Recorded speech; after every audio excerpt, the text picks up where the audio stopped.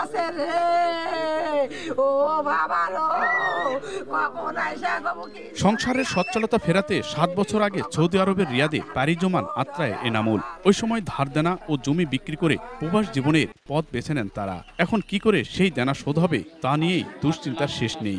ওখানে আমার সম্বন্ধে আছে, তাই বললো যে কেরে তোর সাওয়াল কোন জাত আছে, তো বললো যে ওই ফ্যাক্টরি, কচ্ছে ওই ফ্যাক্টরিতে আগুন লেগেছে, কয়েক মোবাইল কাটে দিয়েছে।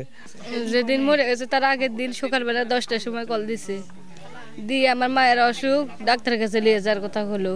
তারপরে আর কোনো খবর লাইকো, সন্ধ্যাবেলা শুনি যে আগুন ধরে গেছে, আগুন ধরে পরে খুঁজে পাওয়া যাচ্ছে না। এনামুলের মতো ফারুক ও সুকবরের পরিবারও শোকের মাতম। 8 মাস আগে সোফা তৈরির কারখানায় যোগ দেন সুকবর। বৈধ ভিসা না থাকায় কষ্টে কাটানো জীবনের আশার স্বপ্ন দেখছিলেন সোফা তৈরির কারখানার চাকরিতে। হঠাৎ আগুনে ছাই সেই স্বপ্ন। নগদের কাছে সব গ্রাহকই প্রিয়, তাই তো সারা দেশে ক্যাশ আউট চার্জ সবচেয়ে কম। আমার এই ভাইয়ের তো এখন মাজাই ভেঙে গেল, এখন আমার ভাই চলবে কেমন করে? ওর জীবনের কষ্ট তো শেষই, এখন বাকি সময়টা বাবা মার কাছে পৌঁছায় দিবে, এটাই আমার দাবি।